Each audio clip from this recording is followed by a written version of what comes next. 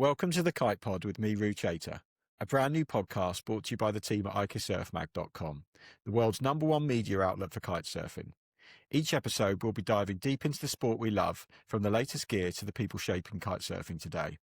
A huge thank you to our diamond supporters, Duotone, Cabrina, Core Kiteboarding, and Ozone for making this possible. Don't forget to check out ikisurfmag.com for daily updates, news, and videos from this fantastic sport. And if you enjoy the show, please like, share, and subscribe wherever you're listening. It really helps us to grow and keeps the stoke alive. Let's get into it. Today, I'm sat down with Alexander James Lewis Hughes, whose name you may well have come across if you're in the kite industry. He's been one of the original kiteboarders from Australia, started back, I think, probably about 25 years ago now, right back at the dawn of the sport. And he's always been a very interesting character, someone whose opinions I've appreciated from afar, and perhaps where we differed in the early days, we sort of now seem to constantly be agreeing with each other on social media, which is quite amusing. But Alex, first question to you. How did you get into kite surfing? Because were you East Coast of Australia? Was that where you were based? Yeah, so I grew up on the East Coast, like behind Ballina and Lennox Head, close to Byron Bay, sort of 20 minutes from Byron Bay. And I was originally, like everyone in that area, into surfing and skateboarding and doing that kind of stuff. And then I kind of got into windsurfing through my family, that my dad and my uncle and my whole family were just into windsurfing. They had like a windsurfing business back in the day and everything. So I got into windsurfing, and then kite surfing came around, the early 2000s in Australia. It was starting to get seen more at the beaches where I was going and windsurfing.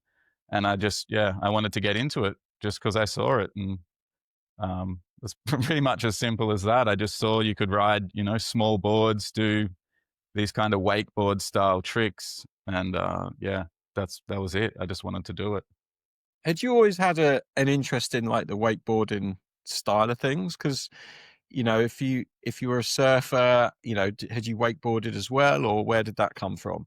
Well, I always had an interest in skateboarding, firstly, because skateboarding was the first thing I did. And then obviously after that, I was surfing as well, because everyone where I come from is surfing pretty much.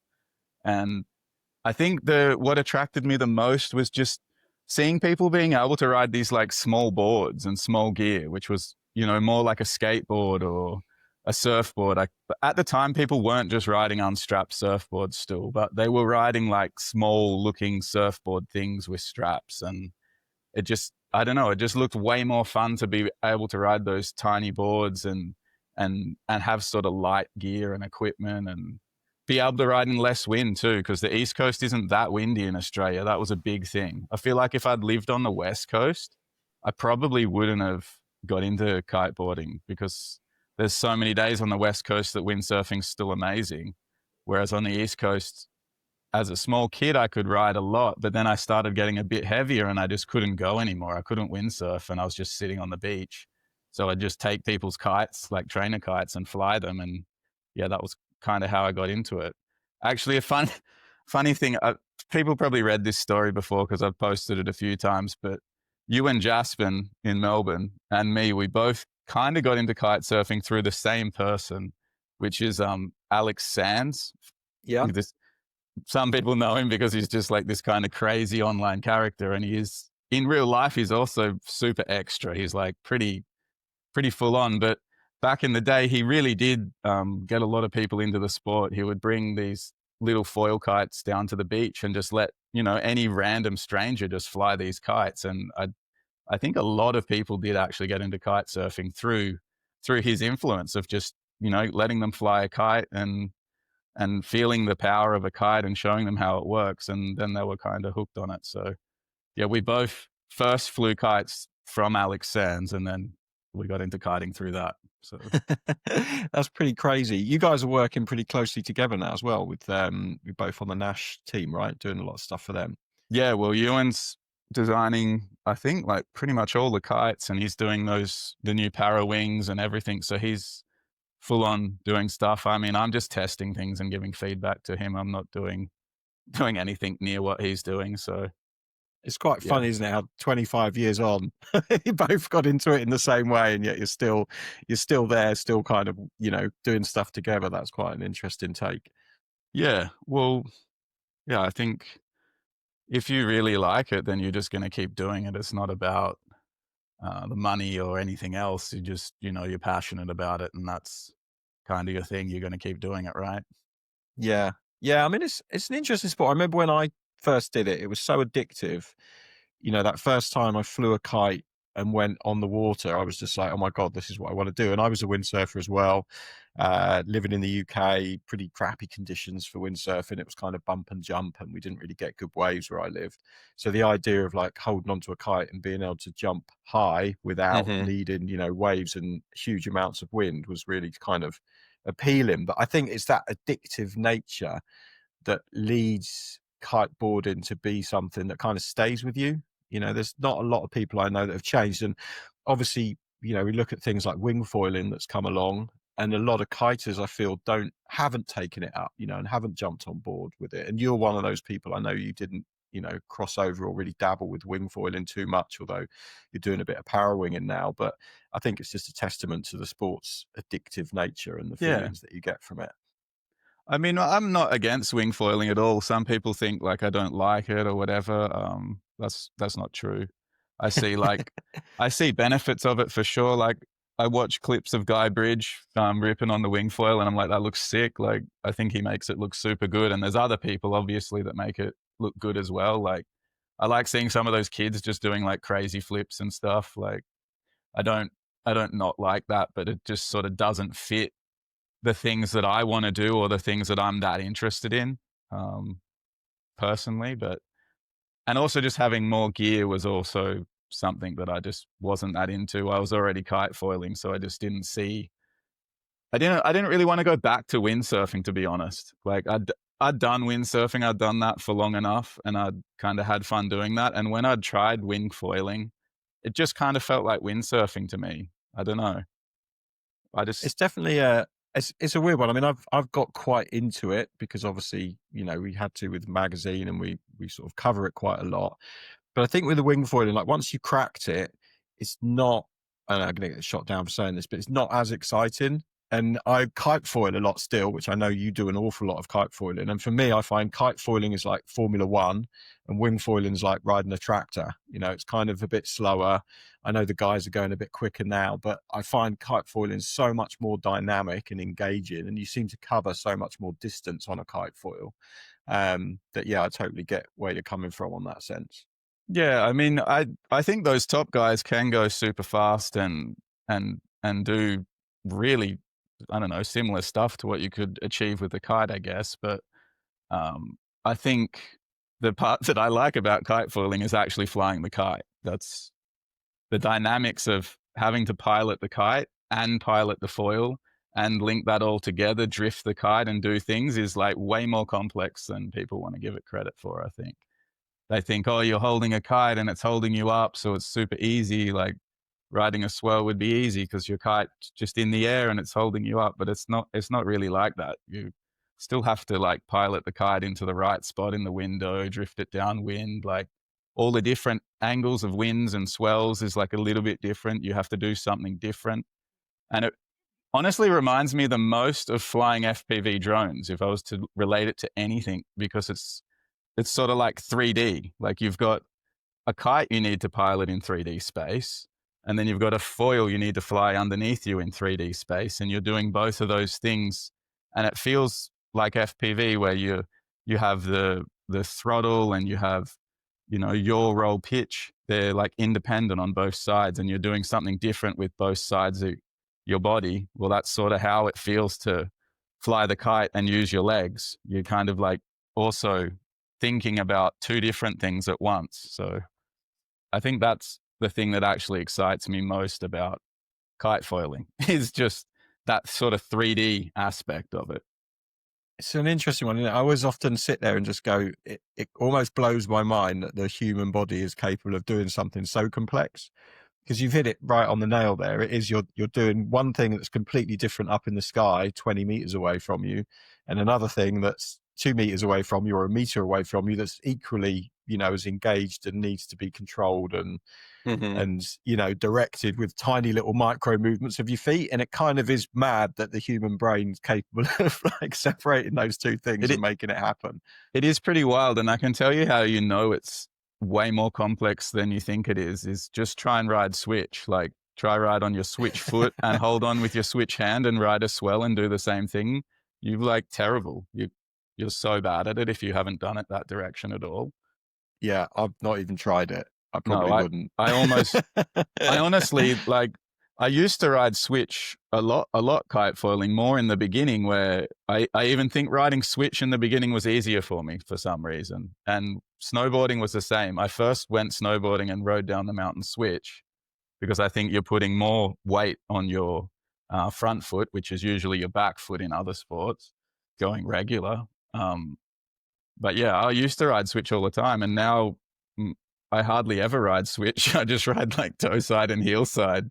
And I always think when I'm out there, man, I got to start riding switch more. This is getting like kind of ridiculous that I'm just riding regular and then toe side back the other way. But at the same time, my toe side direction is the way that I feel the best for riding the swells, because you're kind of, facing the swell. You're facing upwind. You're like, it feels like your front side. So it wouldn't make sense to ride switch on that side for me, because then I'd be backside. And then doing switch toe side on the other way is just ridiculous. Like no one's going to do that. You're a big, surfer originally. Do you think that, because obviously when you're riding a surfboard, there's not many people that ride a surfboard with a kite switch either. It kind of seems to be you settle into that, you'll ride the wave backside or front side, depending on which way the wind's coming from. Do you think that's just to sort of throw back to the surfing thing that, don't see many surfers switching it up? I know Kai Lenny does it occasionally as a bit of a trick, but, surfers tend to settle into being goofy or regular, and that's where they stay. I think it does push back to that idea a little bit for sure. Like surfing, even when I see most people surfing on their switch as a bit of a trick, it kind of just doesn't look good to me. I can also kite surf switch, even though I hardly ever do it. I can, on a kite, I feel like wave riding is definitely easier than surfing switch, and it's way easier than kite foiling on a swell switch. So I can do it. I can like get the fins out, maybe even do a little air or something, but I just think it never looks particularly good. And I actually like how backside looks. I think backside on a kite, it sort of feels maybe even closer to surfing than what frontside feels to me on a wave with a surfboard. So I was never about just going switch and going frontside both directions, because it just seemed kind of silly. Why would you want to do the same like mirrored thing both directions? I wanted to make one thing look different and one thing look different. If the wind was a different direction, I wanted to be trying something different, not trying to do the same thing on both sides. Yeah. That's just me though. I don't think going switch is bad. I think people could make it look good, and anything is as good as you make it. Anything is as hard as you want it to be. But yeah, that's just how I felt. Where I sort of learned to ride a surfboard, well, a lot of the great waves are left-handers, right? So like One Eye, a lot of the breaks where I used to live were all left-handers. So I just learned to ride backside because I'm regular. So I'd always just be backside. And then because you're forced to do it, I actually almost prefer riding backside to frontside if it's a good day for it, because nothing feels better than a really good proper backside hack off the lip. So it's interesting that there's that feeling. But I guess with windsurfers, they're always riding switch, right? That's probably where it comes from. I was windsurfing before, and you never ride, I don't backside. know, backside. You're just riding front side both ways. And on a windsurfer, I almost felt more comfortable on my switch side, like my right foot forward, because I just had wind from that direction more and just sort of figured it out more. But I also think windsurfing is not really like, it's not exactly surfing. I don't know. I liked it, and I still like it. I still think it looks cool, but the way you kind of turn and do turns, you're also kind of using the mast and putting pressure in different ways. It's not like a direct crossover for me from surfing. Yeah. It's a weird one. I think last time I went windsurfing was 2005, and I've never been since, which is shocking. I used to do it all the time for like 20 odd years. So yeah, I just think when kites started getting good enough that you could take them out in strong winds, that's Yeah. when I got rid of the windsurfing gears. You know, a little bit like you, the kite surfing for me was a light winds alternative to be able to get going and do some jumps in light winds. And then as soon as the kites got good enough, it kind of changed. But going back to the beginning a little bit, you know, you were part of that wake style movement from the early days. I'm guessing it was riders like Lou and Elliot out of Maui doing the tricks and stuff. Was that kind of what inspired you? Because there was a real, you know, there was almost like the people that were doing the big air stuff, and then there were people doing the wake style stuff. What inspired you to go one way or the other? Yeah. So first of all, like I said, that Alex Sands kind of gave me some kites and I was flying them. And then there was one guy at our beach where I would windsurf that was kite surfing first before anyone. And his name was Ian Graham. And he actually did lots of like board offs and jumps and everything. He wasn't into handle passes or anything like that. And that's the guy that really got me into the sport. He let me use his kites and everything. I didn't have gear in the beginning and he was just loaning me his stuff. And I was doing jumps and 1-footers and board offs and stuff in the beginning, kite loops, all these kind of things. And there was another guy that was also kite surfing around that same time, and he was really into wakeboarding, and he started kite surfing because he was a wakeboarder and he didn't want to pay for fuel. That was his whole thing. He wanted to ride the wind for free, basically, was his idea. And he gave me all those old videos like Awake, what other ones was it? Unhooked. No, Unhooked was out at the time. No, wasn't Unhooked. The Power, yeah, that's it. The Power Zone and the Power Yeah. Zone 2. Those were the two that I watched like so many thousands of times. And in those videos was, you know, Lou and the guys doing wake style on Maui. And when I saw that, I was like, what is going on here? Like when they were doing handle passes, I really had to like freeze the VHS and like kind of like go frame by frame just to figure out like what a KGB was and what a slim chance was and stuff. And that got me like really hyped. I was like, whoa, this is like super weird what they're doing. I want to learn how to do that. And so it was kind of like a battle between me and Ian, because he always just wanted to do board offs and stuff. He was like, what are you doing with this handle pass shit? Like, stop doing that crap. And I'm like, no, I want to do this. This stuff looks like way cooler. Like to me, it looks like something, I don't know, like a board sport, I guess, like skateboarding, wakeboarding, snowboarding things. That's what it looked like to me. And so those videos and those guys for sure inspired me. Like I watched so many Lou Wyman, Mauricio, Shannon Best, I feel like it's one that's super, super underrated to me. I think for me, yeah, those three guys are probably the guys that really inspired me to kite surf and to want to do wake style and to learn those tricks. Shannon Best, I think, like someone who doesn't know his past, he really pioneered. I think he really helped pioneer the load and pop style of tricks like cable, because I think he came to Maui and he told Lou and told the guys, hey, you don't need to turn your kite back, because I think they were turning their kite back the other direction in the beginning. They were loading and like whipping their kite back completely the opposite direction to get the pop. And then he came and said, like, you guys could just park your kite. Like, you don't need to whip it back. And at a cable, you can edge and pop. And that's where they started the term, like, no whip tricks, which was like those load and pop tricks, because initially they were whipping it back the other direction.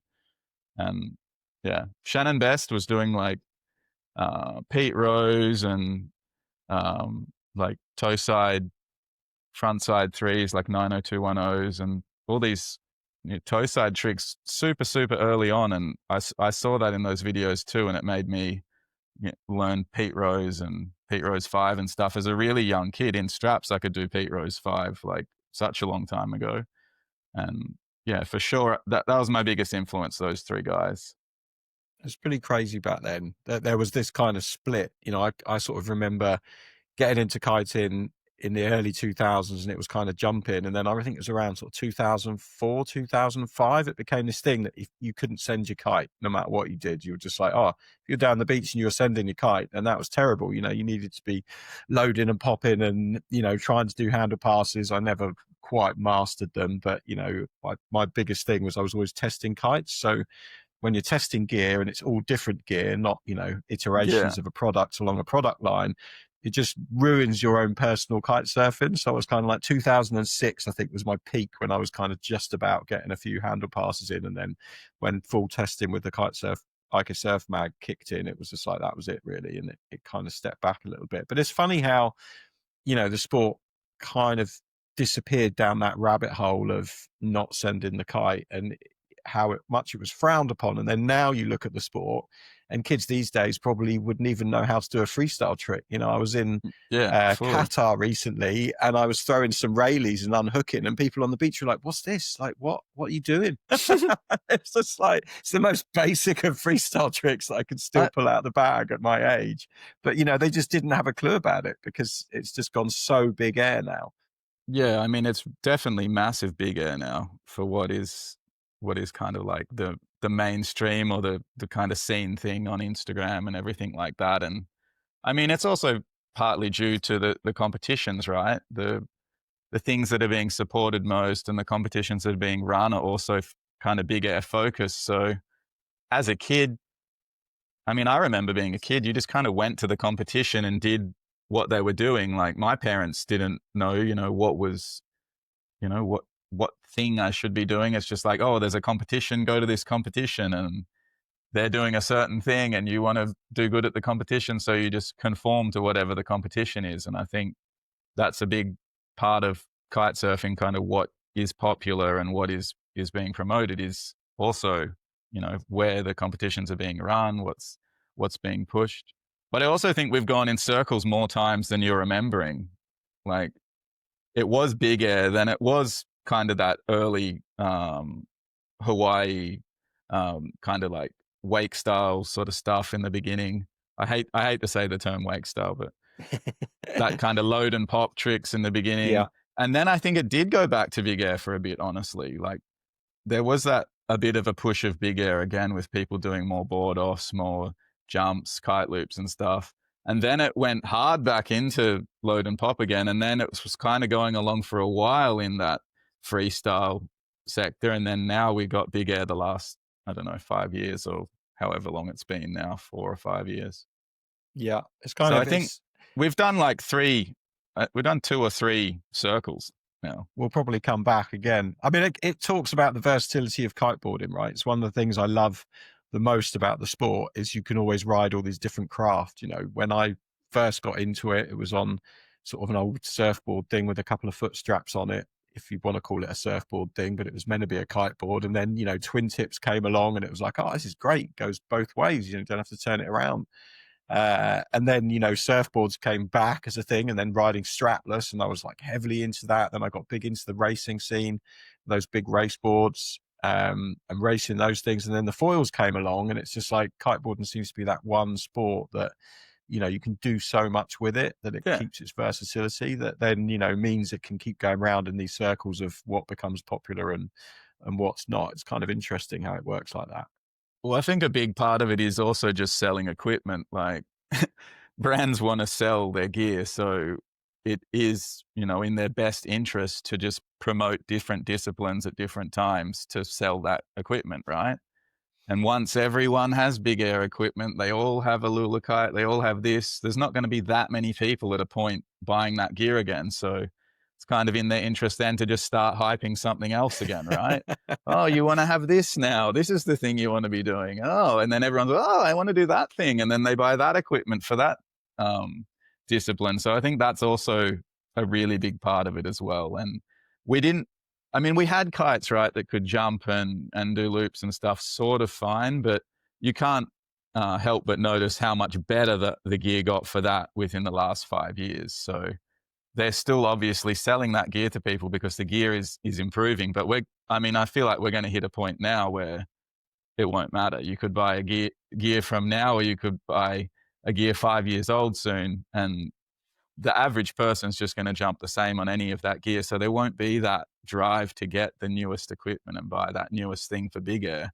And at that point, maybe it's better to start focusing, all right, well, we've done that. Are we going to look back into foils again and see what's better for a kite-specific foil or kite-specific foil kite? Or are we going to look at, making our wave kites and everything better again?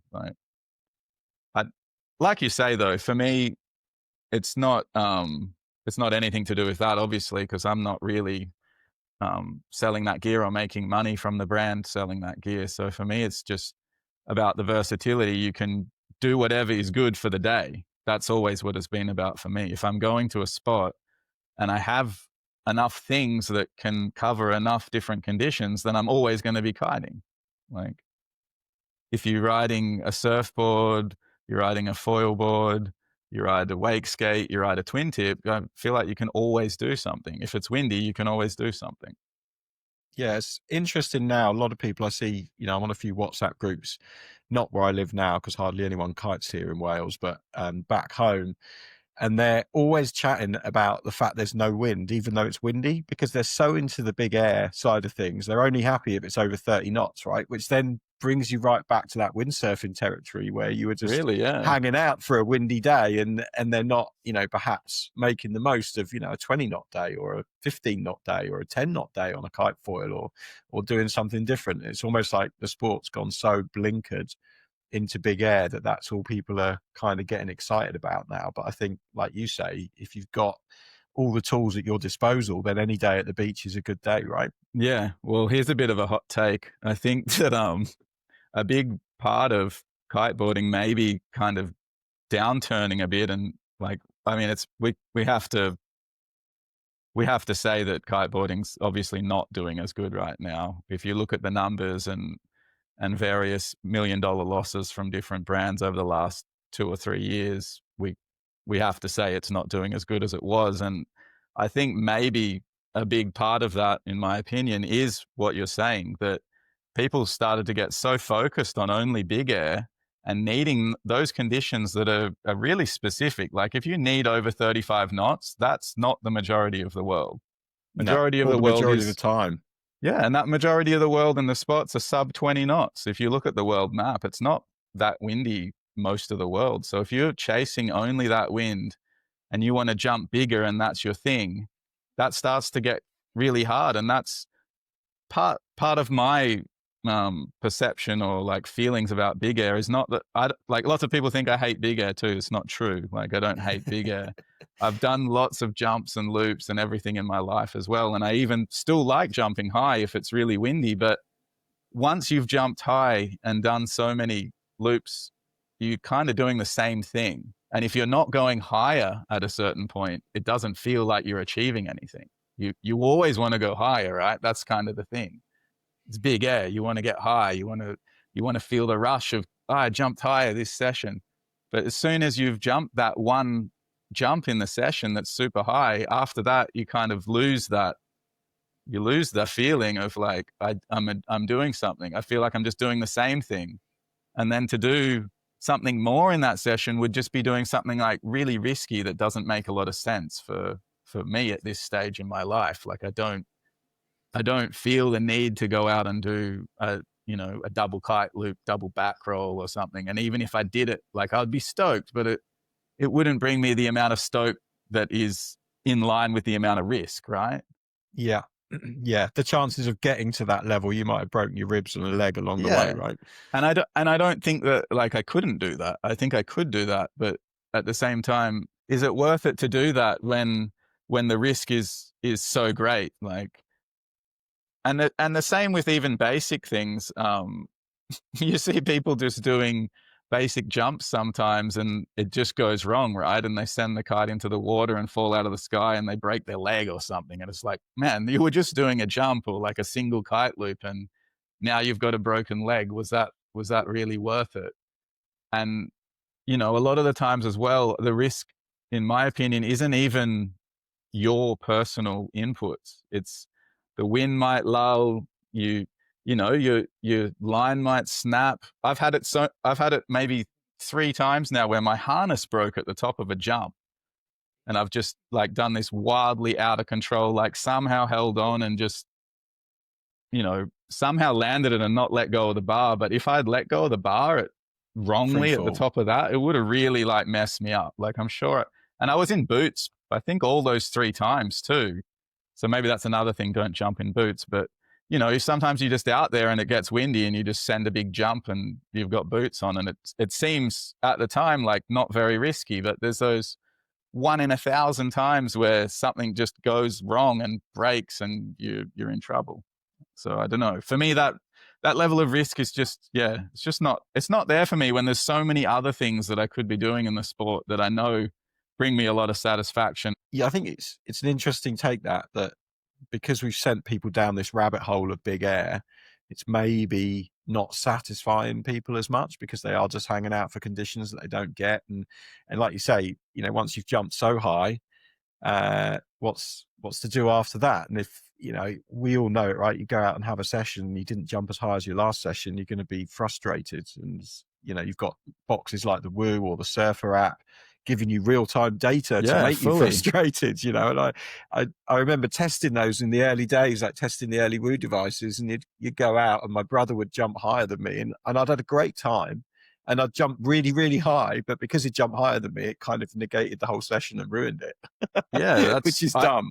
I mean, I never got a Woo or had anything like that, but I could see that being, something that would start to play on people if they're looking at their Woo and it's like, oh, I didn't jump higher than last session, but I felt like I had a good session, and that could ruin your session, right? Like, yeah, looking at like the stats and just thinking, well, I didn't go higher. Like it's not a good session now because I didn't get my personal best. But I think like it's also like filming. Sometimes you film and you think, oh, I did these good things. And then you watch the footage and you're like, oh, that looks bad. Like that wasn't a good session. But if you hadn't filmed it, you would have still felt it was great, So yeah. I guess it's that feedback loop, isn't it? We're all, as humans, we're guilty of it, and social media exacerbates that, where it's like, oh, you put a post up, you only get 10 likes, and last time you got 20 likes, and so therefore your dopamine levels are taking that knock, and you're not getting the feelings out of it. So yeah, I can see how kite surfing could maybe just look at itself a little bit, because it feels like as well with kite foiling, like that was massive for a bit. When kite foiling came along, everybody was doing it and it was huge, and now it's like it's rare that you see anyone kite foiling these days. Like it's really rare, especially like videos of it and stuff like that. You don't really see anyone putting anything out there, which I think is a real shame. I think it's a shame too. Like I think it was the biggest because kite foiling was like the first kind of thing that worked well for wind sports and foiling was kite foiling. If you think about it, none of those other things existed when kite foiling was around. Maybe windsurf foiling, but that's not really the same thing, is it? If you're already a kiter, you're not going to go windsurf foiling. And yeah, I think that's why kite foiling was so big. But then everyone had that gear already from the beginning stages. And I think a lot of people never went to something new. They have the old gear, it works. Everything works kite foiling. That shows you how versatile a kite is as a platform to be pulled on a foil, is just that everything works. You can ride something super bad, something super big, something super small, ride anything. It's all going to work. So if you've got gear and it's working, I think a lot of people are hesitant to get new gear just because they think, well, nothing's broken. I didn't smash my foil. It's not ruined. Like, why would I get a new one? This works fine. And it's I think that's the real trap, because everyone's sort of doing the same thing. If you're just cruising back and forward and you look at it from afar, it all sort of looks the same, doesn't it? But if you're actually riding the thing, you know how different it is. Yeah. And I always say this about like the good surf foil guys, like, Mr. Bennett's and, this kind of level of guys. I watch Mr. Bennett's change his foil all the time. And I always say to you and all my friends, I'm like, he just looks the same on every foil to me. Like, maybe if you pick a clip from 5 years ago to now, he's better. But when he's just switching like between different foils sort of in the same time frame, I feel like all the clips just look the same. I'm sure it feels different to him, but his actual riding and what he's doing, I don't see like, oh, he got this foil and now he's so much better at doing this. I just see the same things, you know. It is impressive. Like changing foil, I think, I've tested so much gear over the last 25 years, and testing foils is the one thing I enjoy and hate in equal parts, because you can have a good foil and you can have a bad foil, and it can really spoil a session. But like you say, with a kite, you can generally make it work, and even with a wing, you can generally make it work. But if I'm surf foiling, prone foiling, which is what I love to do at the moment, it's my most favorite thing in the world that I can do if I can get away with it, and the conditions are good, is that. And so the thought of spoiling a session because I've put a new foil on and it doesn't work or it ruins it just fills me with dread. So I think people that have got that ability just to switch up foils constantly and change things and still look good riding it, because I think that is the real, it's the sort of the tell, if you like, is when you're on a wave, nothing else powering you, just the foil and the energy of the wave. That's when the foil really shows its quality, or whether it's good or not. I think that's when it's hard.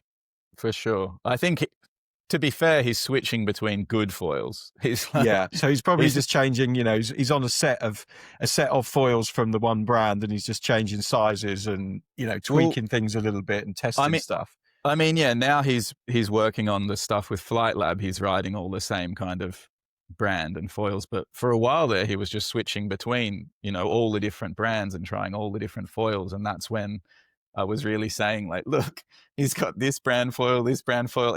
There's no way you could pick that if you looked at the clips, like that he was on all those different foils. You need to know it. You need to read the caption to know that, like, what he's on.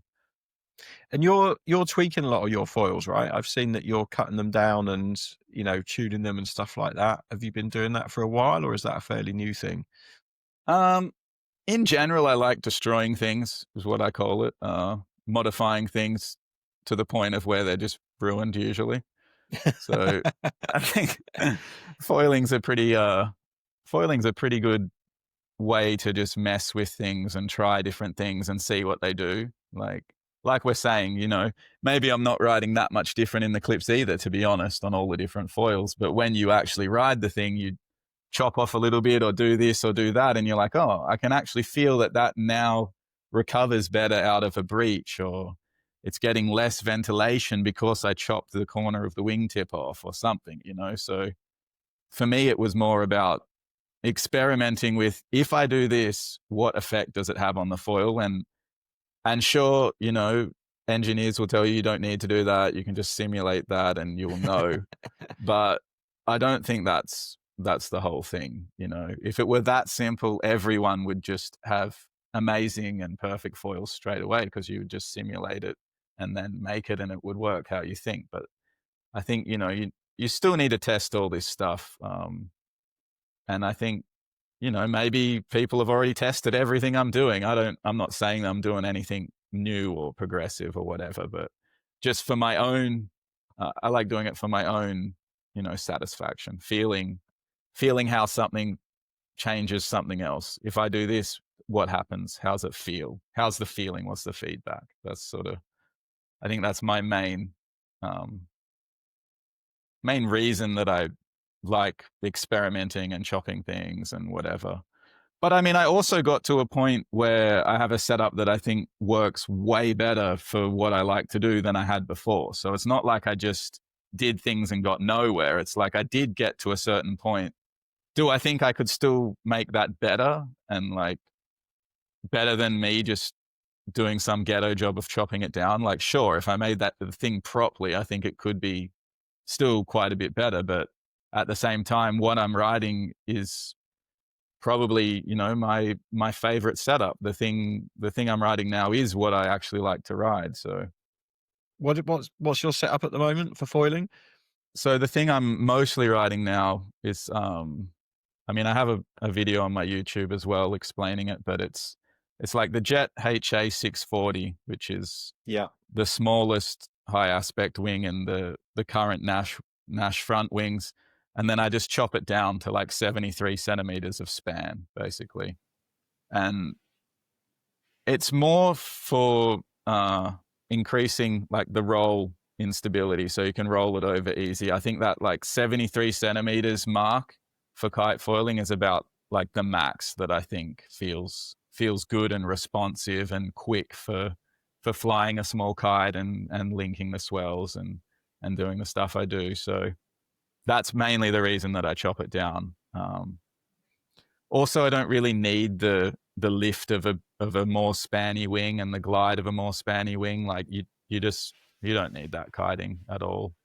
And my rear wing is also just like a high aspect, pretty wide rear wing as well, and it was cut down from a 280. So I don't exactly know how big it is now. It could be 180 or something. I'm not sure. It's definitely big compared to what people downwind with and stuff these days. Yeah. Like when I was in Hood River and I was doing like para wing and downwinding, I was riding a 135 rear wing, like a prototype one for Nash, and that felt great for downwind. So I wouldn't ride this wing really for downwind. It's just for my kite foil.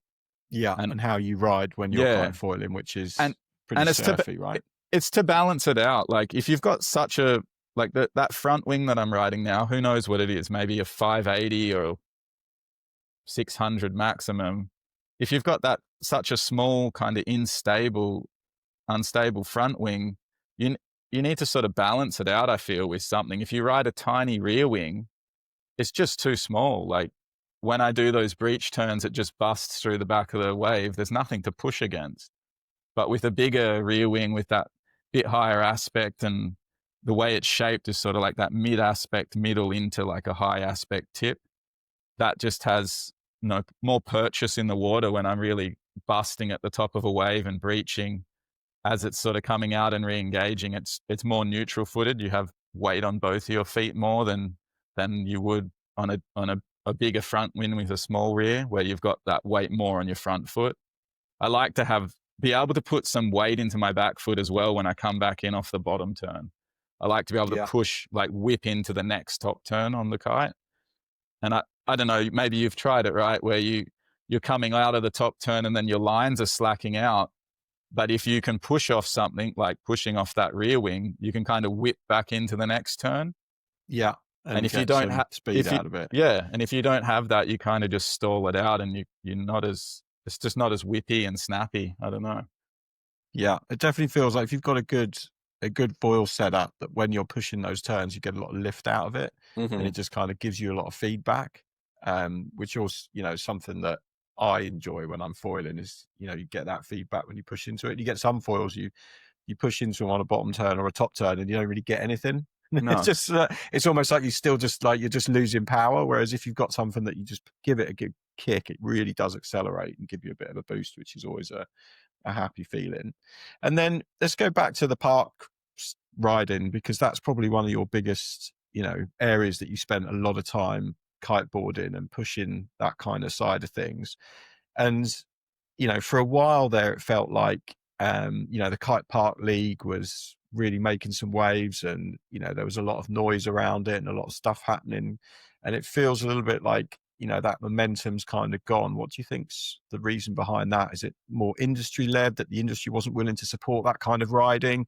Or is it that, you've all got families and moved on a little bit from the core crew that were doing it and there's no younger guys coming in? Or have I kind of missed it? And is it still there, but just under the radar? What's going on with that side of things? I think it was a big combination of lots of things, to be honest. The kind of the drop off or the decline in park, I guess more park events more than anything, because I think the people still do it. The people are still there. It's just that there's not as many events, and that was really COVID. When COVID came, a lot of our events, well, all our events got cancelled because no one could go anywhere. And then after that, it was just, it wasn't really possible for a lot of those events to run again because people didn't want to fund it or didn't, they just couldn't put it on like they could before. And at that same time as when COVID happened, the Triple S, which was kind of a big driving factor within park kiteboarding, also stopped happening at that same, it was just coincidence, but it was at that same time that Triple S stopped happening. And I mean, I think Triple S was a big reason a lot of people got into park with having so much prize money, like $12,000 as a first prize, it's like a lot of people would just focus on doing only that one comp and trying to win it, right? And that, I think, as much as I don't think comps are park riding, and that I don't think that's what park or freestyle or anything is really all about. It's not about comps, but in the end, you sort of need those comps to drive, the younger kids to get into it and do it. Like we were saying before, they're going to do what they see. If they see there's this event and it's massive, it's got all this bands playing and there's $12,000 first prize, and that's the biggest prize money in kiteboarding, then obviously, some kids are going to see that and want to keep doing that. And I think without the Triple S, definitely was a big reason parks started dropping off. And then, COVID just compounded that.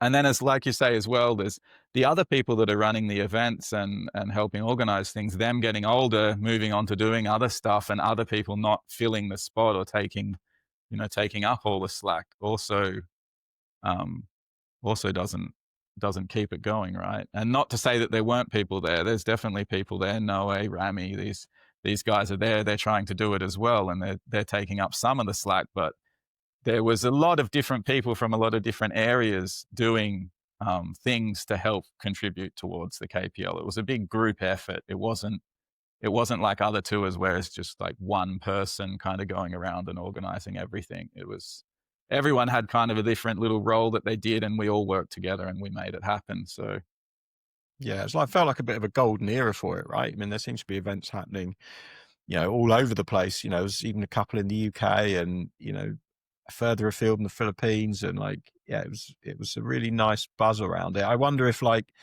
with a lot of things, it's going to be cyclical and it'll come back because, maybe, like you say, people are still riding park, right? We still see clips yeah, coming from Brazil and Hood River and places where people and are setting things up. I mean, like wakeboarding park and snowboarding park are also like as big as they've kind of ever been, I think. And skateboarding is also just, the biggest board sport. And that's all about kind of riding rails and ramps and stuff. So I think that crossover is still there more than it ever was. It's just, maybe that's not popular right now, or maybe, you need the right kind of people that just get excited about it again to push that back up. But I also, talking about organizing events and doing this kind of stuff, I think that in general, I think that's another reason kite surfing's kind of taken that bit of a downturn too, because back in the day, we had a lot of people doing different events, not just for park, but for freestyle and big air and just fun events that you'd go to as a kid, or you'd even go to as an adult and hang out and have fun. It wasn't about the competition. It wasn't about winning anything. It was just about being there and seeing people and having a good experience. And I think that was actually a big thing that drove kiteboarding to getting more popular. And then as time went on, I think those people that were organizing those events too, they started leaving, right? And there wasn't people to fill those spots. And I think the people underneath sometimes had I think they just didn't really have a clear view of what those events were. Like if you grew up and you were younger, I think you could have seen it like, oh, these events were, for us as a rider to win and to make money. And like, we're kind of like, we need that. We kind of expect to win things and to do stuff, but they don't see that for the people that were older, it wasn't that. It was, those events were just run to have fun and be a party and to, do cool things with your friends. It wasn't about the money or the anything. And I think, people get so caught up in that like fame and money, and they just can't see how they would be doing something to get zero from that outcome. You know what I mean? Yeah. These days, I feel like everyone thinks that they deserve something. Like kiteboarding doesn't really owe you anything.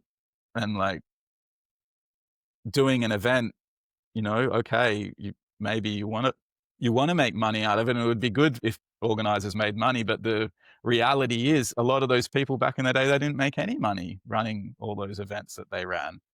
KPL, or even just the local events you see down your local beach, or the nationals, or whatever. There's a whole team of people that have to come together to do that, and they're not making money. They're just coming and doing it for fun, right? So Yeah. if the next group of people that need to take that spot don't have those same values and the same understanding, then you don't have those comps. And then I think that's a little bit why it's kind of tanking as well. Yeah. I wonder if social media has played a part in that, with these younger kids thinking that, the world owes them a living a little bit because of some of the stuff they're being fed on socials. And, you're right. When we were running events and stuff, there was no money changing hands. We were just doing it because, it was fun to put on a wave event in the UK and have all the wave riders come along and do some wave kiting and have a great time. And yeah, we got some money from sponsors, but that went straight into the prize fund. And, whatever we got, we gave back. And now I think maybe there's, that's kind of perhaps not seen as a good quality to have these days. I don't know. Perhaps it's a bit more like, oh, what's a bit more? What about me? What can I get out of it? Yeah, What's in it for me? I'm not getting involved unless I get something out of it. Maybe, I don't know.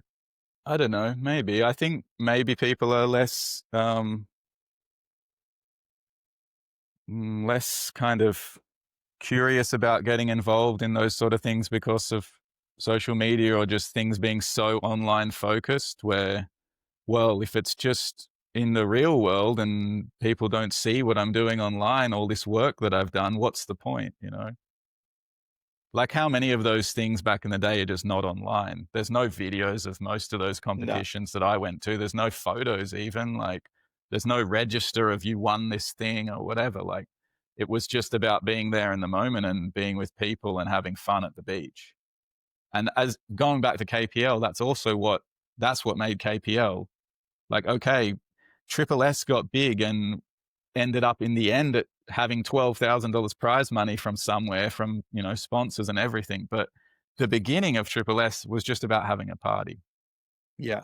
That's what those events, and that's the whole park scene, all the people that were into park. We were just about going somewhere and having a party.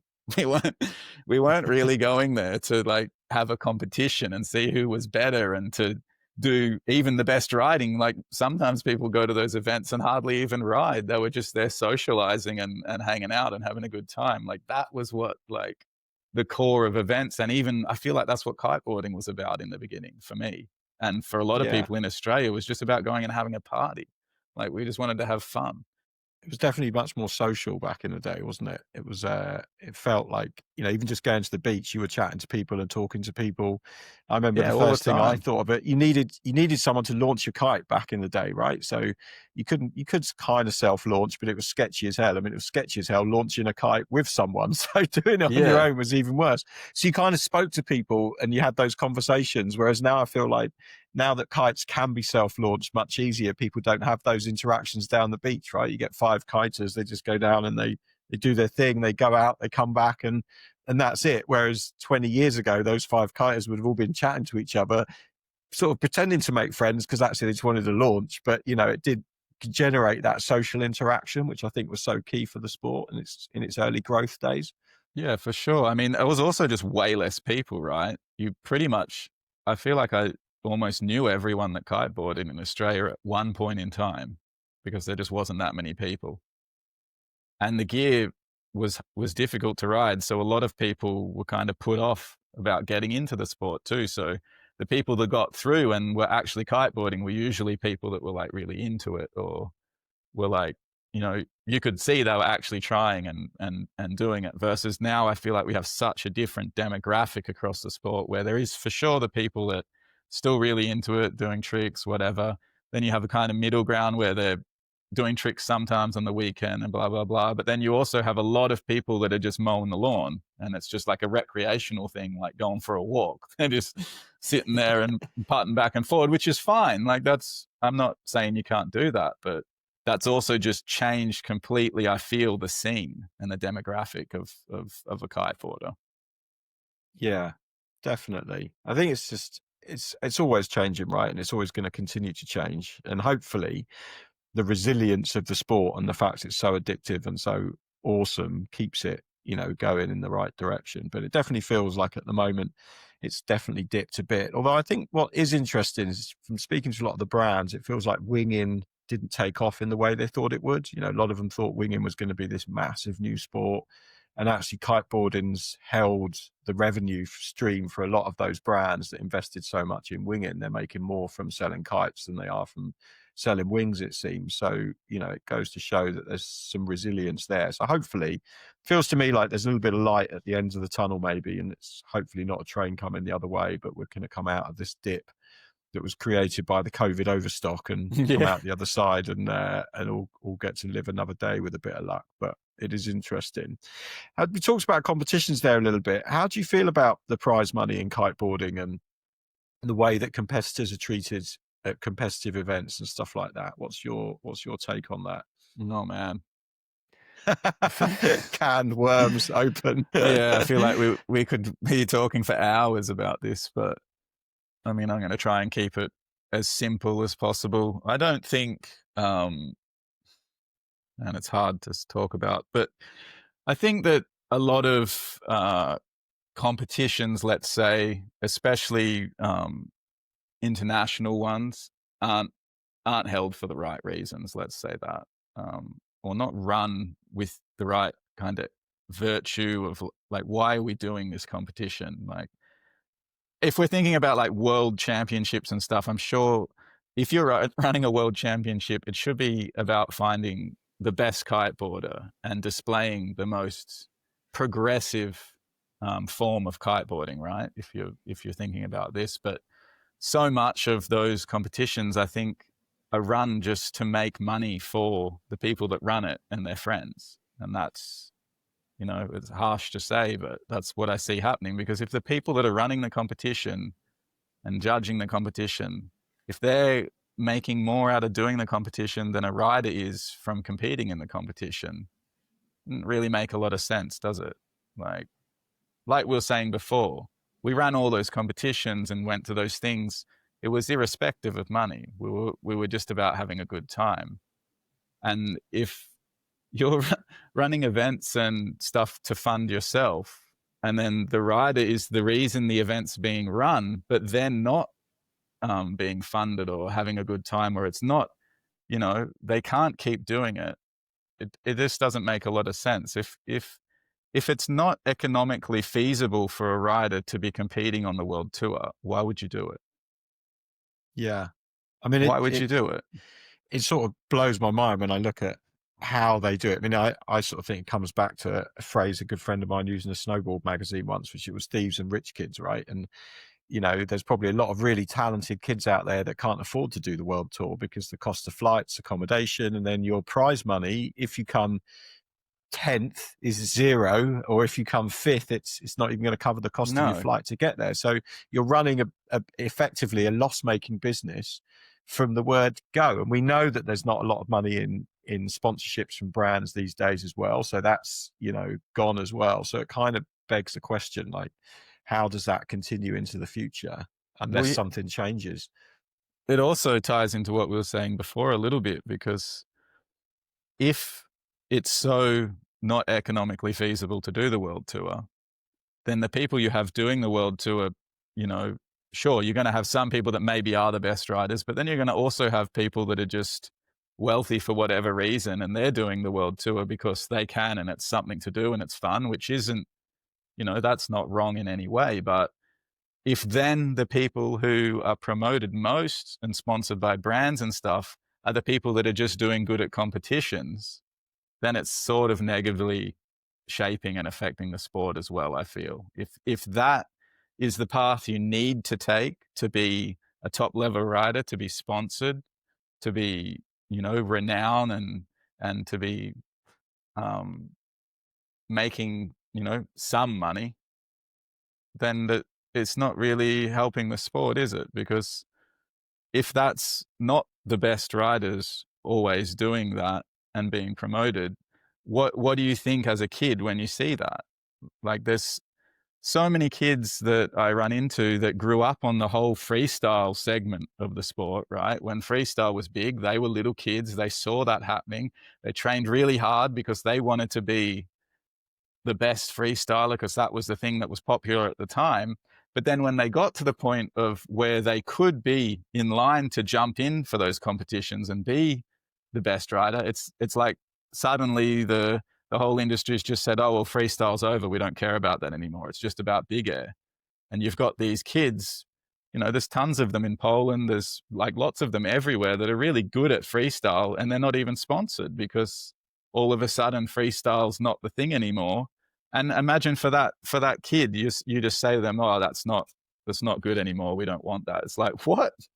I just spent my whole life like watching this and watching these guys do comps and everything and getting really good at this discipline. And now you're just telling me this isn't a thing anymore. Like, fuck this. That's kind of what they're thinking.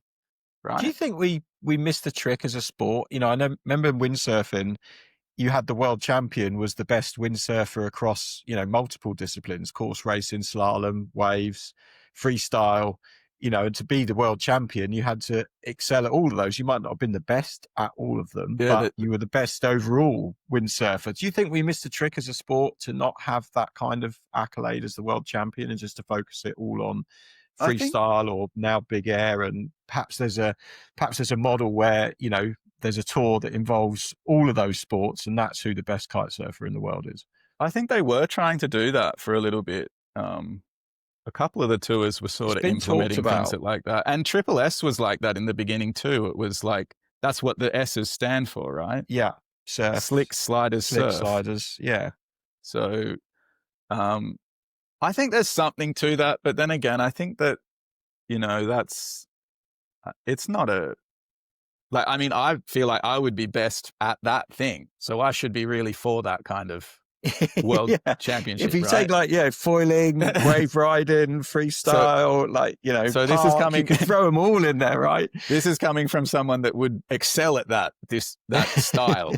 I don't think that that's the right answer. No, I just think that the different disciplines of kiteboarding are almost just like different sports, and to expect someone to be really good at all these things and to spend all their time doing that and having that as a world, the world champion or whatever, I think that's just too much. It's like saying, oh, you want to be the world champion, then you need to be a good skateboarder, a snowboarder, and a surfer. Yeah. And you got to go in all those competitions and do that. Like, okay, that would be some kind of cool event. That'd be pretty cool.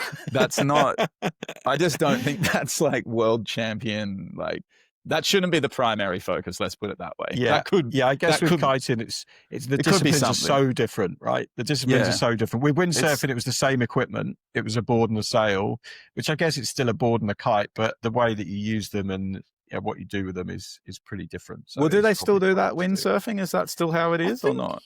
I'm not sure. I haven't looked. I know the PWA is still in effect and they're still running events, but I think the amount of events they run are quite limited now. It's not like the good old days where there was oodles of cigarette cash floating around. And, some big outside sponsors throwing heaps of money at it. So I think it's changed quite a bit. But it'd be, I always look at, kiteboarders and people like Jesse Richmond, people that transcend just one discipline. I always have a lot of respect for, videos that you put out with all the different stuff that you're doing. Few other people, and then you've got someone like Aaron Hadlow who's incredible at big air and freestyle, but I've never seen him on a surfboard. I bet he rips on a surfboard. I'd love to see him ride one. I remember him riding a surfboard. I've not seen him personally doing it. I'd love to see it, but I haven't seen him do much foiling either. I'm sure he can foil, but there's people that have really dedicated a bit of time into getting good at all of those disciplines, and then there's other people that haven't so much. I think that's also like a funny discussion to have, isn't it? It's like sometimes you're watching someone and they're really good at one thing, but they might not be so good at the other things.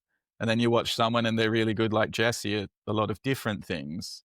And you think how it's really hard to compare, isn't it? Because how much time does it actually take to be good at those different things? And if he'd spent all that time just doing the one thing, would he be better at the one thing? Or like, I don't think there's the clear cut answer at that, but it's often something I think about when I'm like watching different things. I watch someone and they're like, 3/4 good at this thing and 3/4 good at that thing versus this other guy that's, 4 out of 4 at this thing, but nothing at this other thing. It's like, is this is this better or worse, or how does it compare? Like, I not guess that it comes down to who's having the most fun. That's the winner at the end of the day. I mean, I'm definitely one of these people that's average at all things. You know, I love trying new sports and jumped on the kite foiling really early, but never put enough time into it to get really good at it. You know, I can jump on a kite foil and ride it. And then the same with the wing foiling, you know, put a lot of time into that, and prone foiling and all the other things. And yeah, for me, it's about just being able to do something every time I go to the beach. You know, oh, for I used sure. to mountain bike a lot, and I don't mountain bike at all now. I haven't mountain biked in over a year because every day is a day that you can spend time in the ocean, and that's where my passion is. So I just have all the kit in the van, you know, kite foils ready to go, the kite surf gear is ready to go, the twin tips back in the van at the moment because it's windy season, so we can go and boost some jumps, and then got all the wing foiling gear, prone foiling gear, downwind foiling gear, and you just sort of sit there and go, well, yeah, I'm going to be crap at all of these, but at least you can do Well, them. yeah, I think what I was talking about before wasn't so much of like me being what's better or worse or judgmental. It's more like at a sponsorship level, there still has to be like someone still has to rationalize it, right? Yeah. They still have to look at the person and go, is this person better or worse? You know, and sure, social media and other things come into it, but at the core of what you're sponsored for, it's for riding talent, right? So if you're looking at the person, that's where I'm sort of, you know, weighing up this, okay, is this is this actually better for being sponsored, or this like is this a person a better rider or not? And I don't know. I think it's in kiteboarding especially, it's very hard to, I think, to put numbers or figures on that, especially when you can be doing things that, you know, something might look really hard sometimes and it not be that hard or that technical. And something might look really easy, but it not be very easy at all. It's actually quite technical. It just looks basic. And I think, Yeah. you know, that's such a difficult thing as well to comprehend for a lot of people. How do you think social media's played a role in sponsorship? I know that's something that you feel quite strongly about, because talking about the rider being good and sponsored, and we both know that there's instances where there's just the numbers on an Instagram account are what dictates whether someone gets sponsored or not, which I personally don't Um, massively agree with. But Jesus. I mean, there's some good parts to social media. I think um, to start with the positives, I think that social media opened up sponsorship to a lot of people who maybe wouldn't have had those opportunities before, because they can post their clips or be seen from somewhere where they couldn't have been seen before. If they weren't near a shop or whatever, now they're global, right? People can see them from anywhere. So I think that aspect of social media and just the internet, I guess, it was a really positive thing for sports and board sports. But you know, with kiteboarding especially, the way that um, someone's worth online and how many views and the stats just start becoming more important than what they're doing. If the stats on social media and online are more important than the actual riding you're doing, what are you sponsored for? Are you actually a kiteboarder, or are you an influencer now? And that's, you know, that's, I think, my question to a lot of brands is like, what are you really looking at? Are the stats the most important thing you're looking at, or you're actually looking at what are these people doing when they're riding?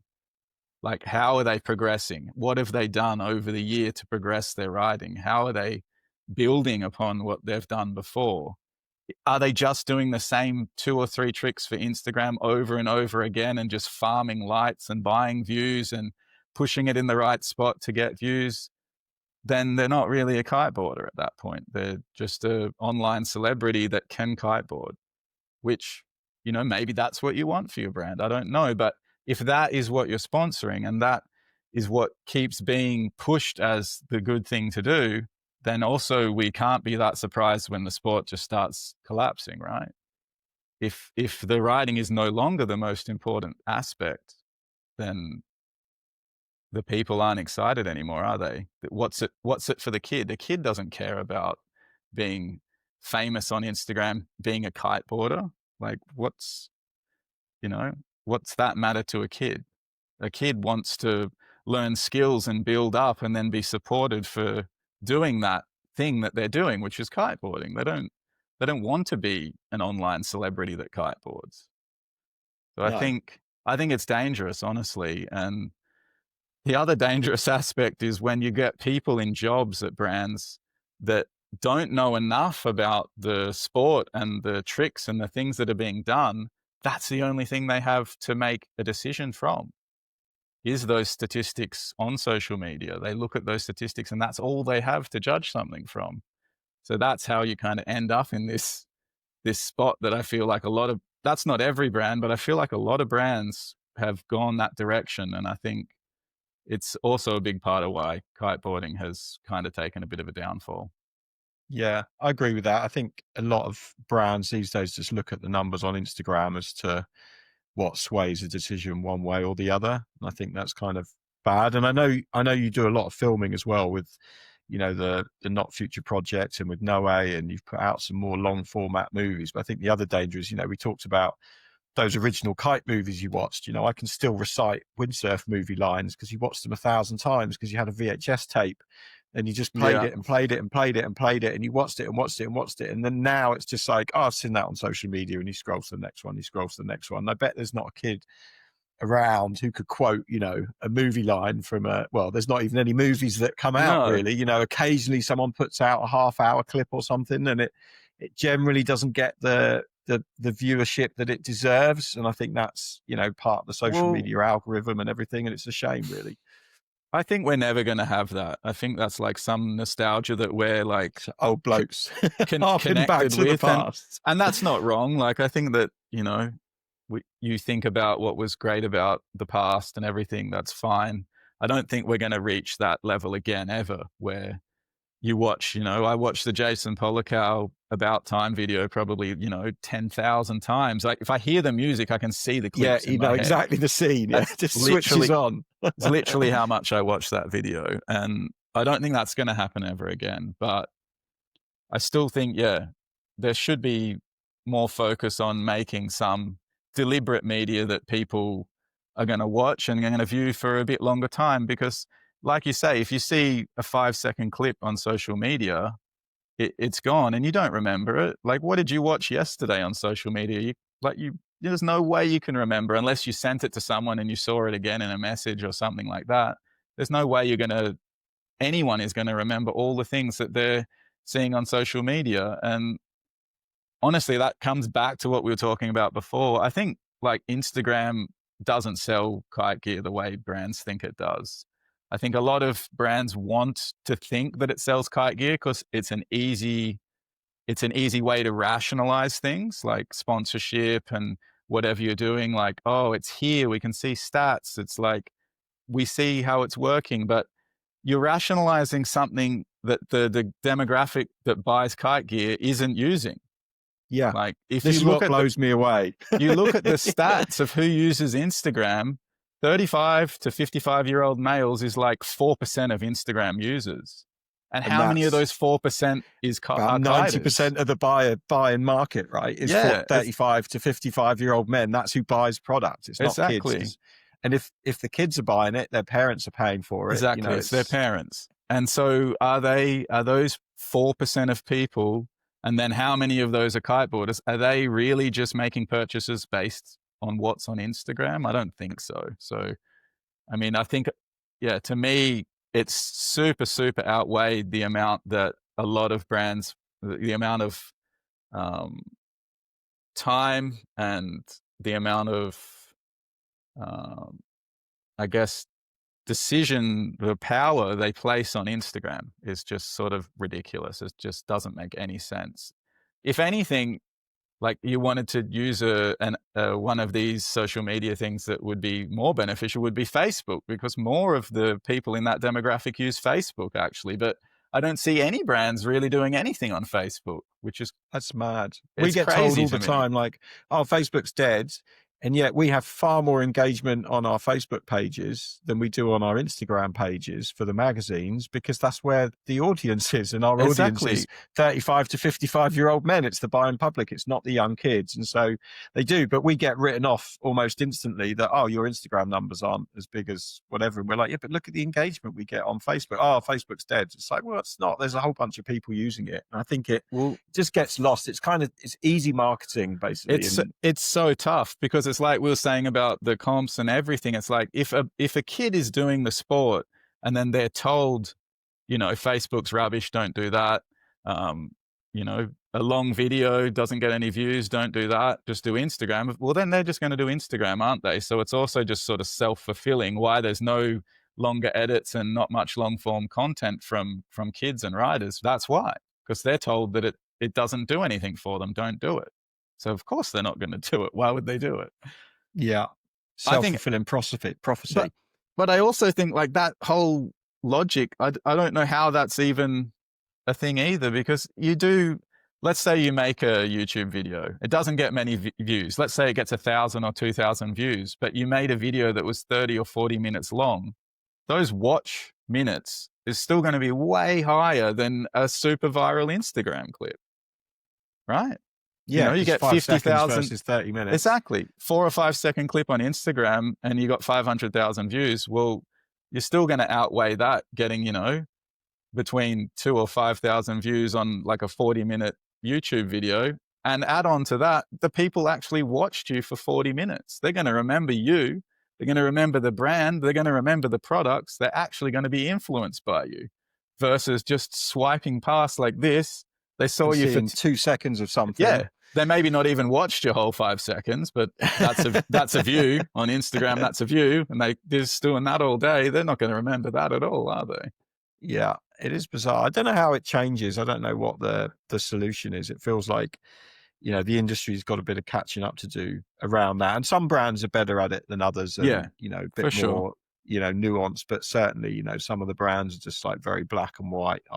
That's how it is. And I think, like you say, it's dangerous for the young kids, because we should be pushing, competitions. We should be pushing videos and putting content together, and, video editing, right? That's a skill that's almost gone, because you don't need to edit a video anymore. You just upload the clip and that's it. You don't have to cut anything or put anything together or make any good quality content. And yeah, it just feels like, that's probably not a good way for the sport to go. But I'm hoping, it'll turn around and it'll come back a little bit towards that kind of longer format content. I always enjoy it when I see something new pop up and someone's put some time and effort into it. And I think a friend of mine actually shared your recent edit for the Nash thing in Maui and sent me some of that. Oh, yeah.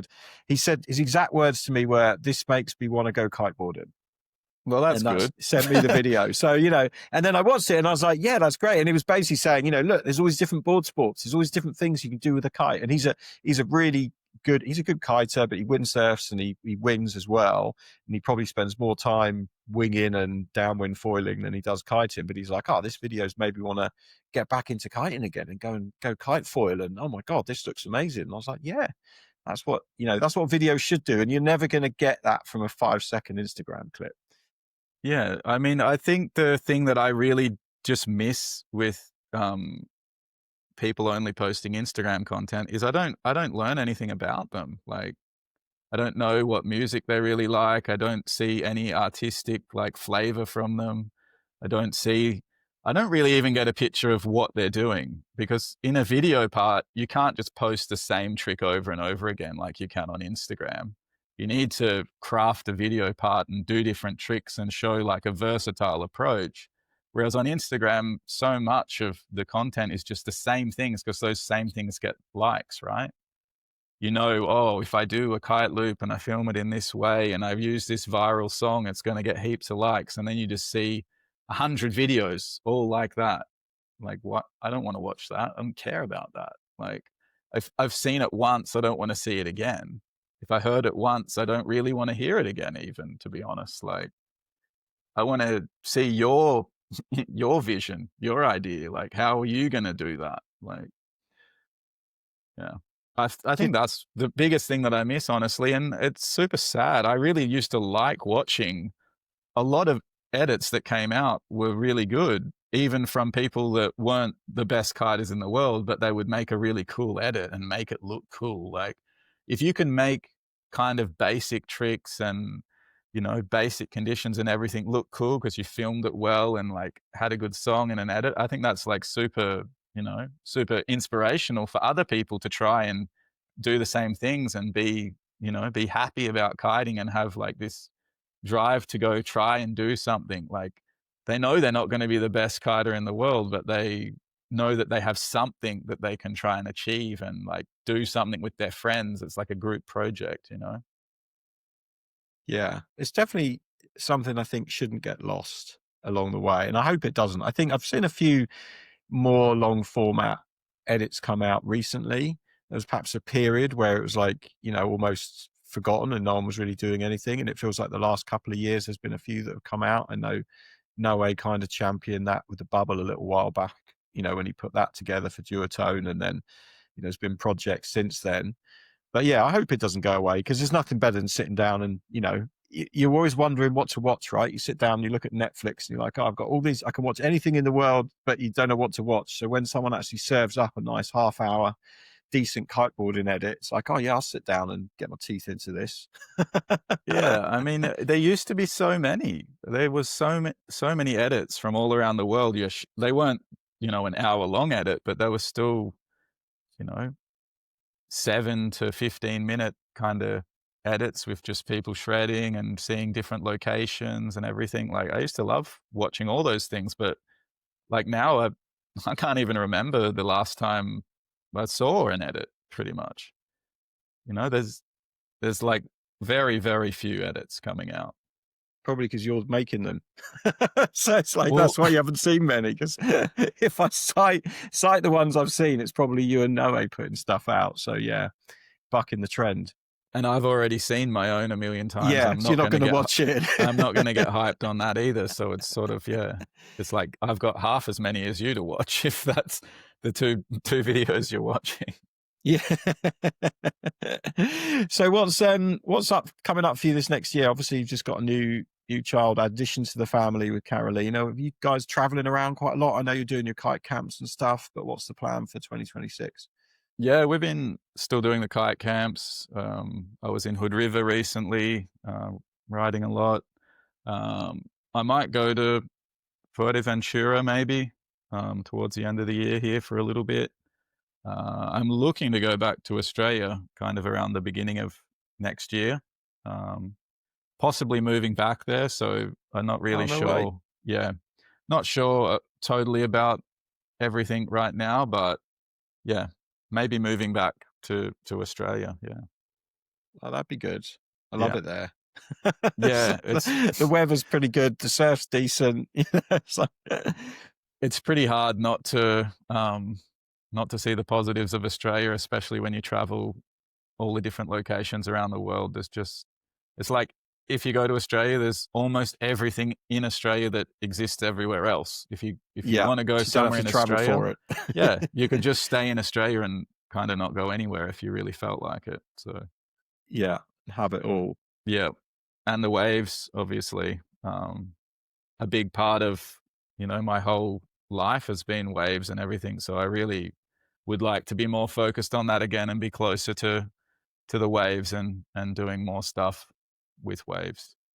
Yeah, I think that's the tough thing about being in Europe, right? There's a lot of places where you don't get access to decent waves. And that's certainly, I moved to Wales, what, 5 years ago, and I wouldn't live anywhere else now. We get waves on tap every day. You know, it just means with all the foil sports that you do, even if the waves aren't decent, you can still go and have a good time and do something in Yeah, the ocean. I couldn't imagine, having spent 20 odd years of my life not living near the waves, going back to that again. It's just like, yeah, couldn't even fathom it. So I totally get where you're coming from there, Alex. definitely. Uh, I don't know. I feel like I was very spoiled as a kid growing up and having waves just every day pretty much that are good and as good as anywhere pretty much to go surfing, and then going to Europe and going to all these different places and just seeing trash waves was I really haven't surfed that much in Europe because of that. And you know, some, you know, people probably look at it like, oh, Why wouldn't you go out? And it's just, I don't know, when you've just had good waves and good conditions for such a long time, and then you need to go surf in like really average conditions, it just doesn't seem appealing to me. I don't know.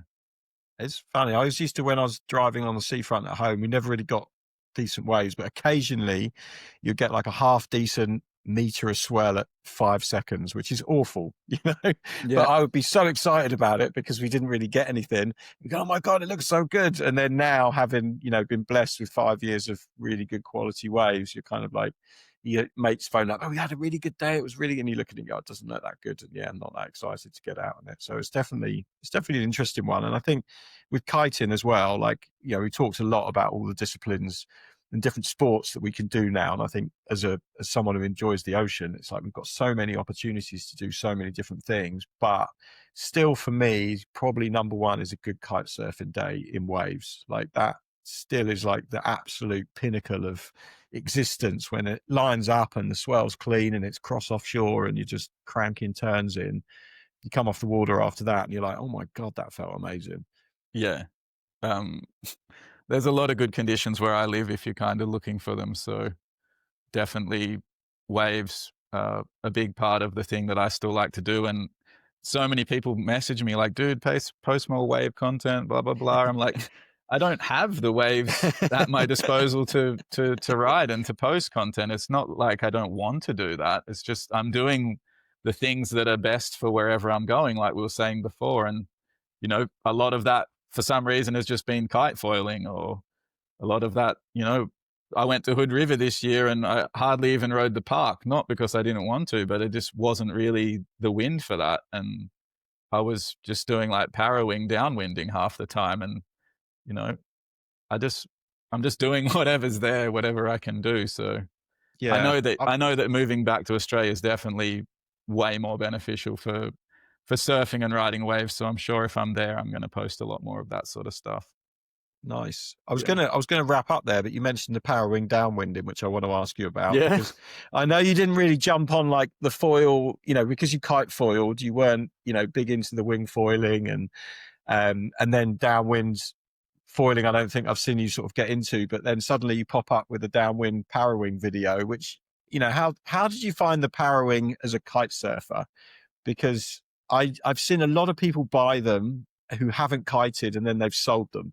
And as Yeah. someone that's used a power wing a fair bit, I can see why, if you hadn't kite surfed, you'd want to sell it pretty quickly after your first few sessions, because there's a lot of tangles and a lot of, you know, stuff that as a kiter you know how to deal with. But Yeah. if you hadn't kited, you'd just be alien to it. So how did you find it? I actually just kind of made a video about this. I didn't release it yet, but I'll probably put it on my YouTube soon, kind of going into detail. But I was saying in that video that I've like learning to barrow wing as someone who can kite foil well was just hop on and go. I didn't need to learn anything. Like, what did I need to learn? The bar's 90 degrees. Okay. Yeah. That's all you needed to learn. If you figure that out, you're done. Like if I mean, sure, you're not, let's say you're an average kite foiler or a beginner kite foiler, you're not just going to hop on and do it. But I think if you're someone with a level of skill that's like, you know, advanced or even high level intermediate, you're just going to hop on and do it. Like the concepts are all the same. You just have a bigger board and a smaller kite and shorter lines. I was saying in that video as well, it's like mid-length. I call it mid-length kite foiling.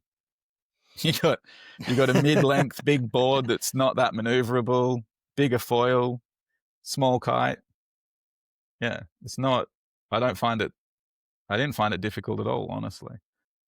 Oh, class. I think for some reason my videos just stopped there. I don't know why, but I am still here. It's definitely, it's an interesting one, the power wing. Like I instantly got it out and was like, oh yeah, I can fly this. This is easy. But I've got friends that wing who've got it out and they're just like, kite skill. They don't have that kite skill. They just can't quite, you know, can't quite Yeah, get it mastered and don't it really understand how it works. So they're like, you know, that's the tricky thing about it. Whereas I think if you've got good kite skills, then it makes it a lot easier. Well, I think as well, the things that I'm doing kite foiling, like trying to ride swells and ride downwind, it's really similar to how a para wing works. Like how I set up my gear kite foiling to be like really back stally and be able to stall it back in the window. That's basically how the para wing flies. You're stalling it back downwind with your by pulling the back lines in, and like even the way you collapse it and everything, like it was just super intuitive. I remember the first session I went with you and Jaspin, we basically were at the point where you start, and then I was up and I was foiling like straight away, and then instantly packed up, and I'm like, look, I'm downwinding already. Like, what? It's like I'm already up and going and downwinding. What is there to learn? This is the easiest thing I've ever learned in my life, was basically what my thought was. But again, it's not, what was I really learning? I wasn't really learning anything. I could already foil, and I could already ride smaller boards and smaller foils. Yeah, I can already foil fly in waves. You know how to ride. I can already fly foil. a kite. I can already prone foil. It's like I wasn't really learning anything. I was just putting together a few bit different aspects, a little bit different designed kite and board and whatever. And so it was more just about, feeling how does this foil perform, or how does this small kite fly, versus needing to really learn something completely new. Like you were saying, I could see how a winger or someone or a windsurfer would feel really kind of not connected to that whole thing, because the para wing really is just a small kite. Yeah. If you haven't flown a kite, I think it does operate different to how a sail or a wing operates. So you could, yeah, I think I could see people having a bit of problem if they haven't really understood how the para wing works. Yeah. I would suggest, honestly, anyone who's learning to para wing, I would suggest actually flying the para wing on the land quite a bit first, and seeing like, okay, if I do this and this, how does this actually affect how it flies? Like, fly the thing around on the land for a fair while first, and then once you get in the water, you're not going to struggle that hard on it. It's kind of like when you learn to kite surf, right? You generally learn to fly a kite before you go kite surfing, because if you can't fly a kite and you try and do those, coming right back to doing two things at once, right? You're flying a kite and you're trying to maneuver a board, it becomes impossible. So time spent on the land, like locking in those skills, is quite important. It's also funny, that same kind of logic, I think you could say is true on the water too. Like, I see a lot of people that are maybe good sup downwinders or good prone foilers, and they're getting into para wing, and then I'm watching like how they're para winging and how they're stowing the para wing and everything, and it just looks rubbish. And I think to myself, if you just spent a tiny bit more time riding with the para wing before stowing it and just seeing how it works, your whole like approach to getting on a swell and keeping your speed and like stowing it so it's all clean and can pack away and pull it out would be way better. You just need to spend time actually riding the thing instead of instantly backing it away, getting rid of it and trying to downwind. Yeah, it is funny. I mean, it's great. We've got all these new things to do. That is a nice, a nice side of it, that it allows us to do different things in the water, but hopefully not at a cost of kite surfing too much. Yeah, I mean, it's not replacing kite surfing for me at all. Like, the conditions are overlapping, sure, but at the same time, if I'm going to go para winging, I'm doing that to like pack up and be kind of like prone foiling. I'm not going para winging to ride around with the para wing, even though I did do that a bit just to figure it out and to see like, how does this work and what can I do doing this? It doesn't replace kiting at all. It's nowhere near as good as kite foiling. And I think, if maybe that could even get some people into kite foiling. If they enjoy riding the para wing around and how that works, they would be blown away by how good flying a kite and using a small board and a small foil can feel. So maybe there's some crossover the other direction there. Yeah, probably not, because most people just want to pack it away. Pack it away and downwind. But I think that there's definitely a bit of interest around the kite foiling. And I think there's, amongst certainly some of the wing foilers I know, they always, whenever I get the kite foil out, they're like, oh my God, what are you doing? And you're like, well, I'm going kite foiling. And then when they see it, they're like, oh shit, that actually looks like really good fun. Like, we couldn't get going in those winds, or we couldn't do that, or, cover that distance or get those angles. So I think there's, maybe there's going to be a bit of a resurgence and it'll come back.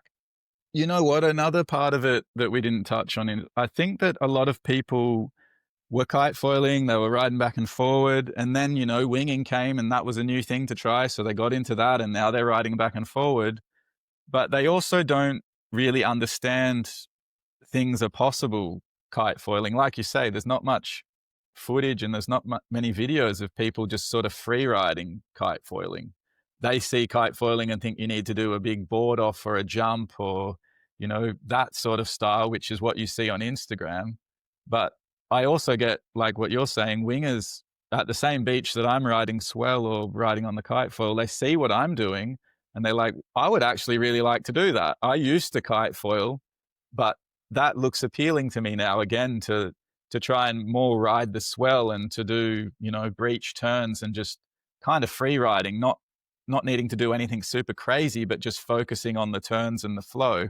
They see that and want to do that again. So I do think there's quite a lot of people that would get back into kite foiling, but they sort of need that push or they need to see something to drive them in that direction. Yeah, to give them that nudge. Well, Yeah. let's hope that the sport continues to get out of this hole that it's in and goes on a bit more of an upstroke and keeps going in the right direction.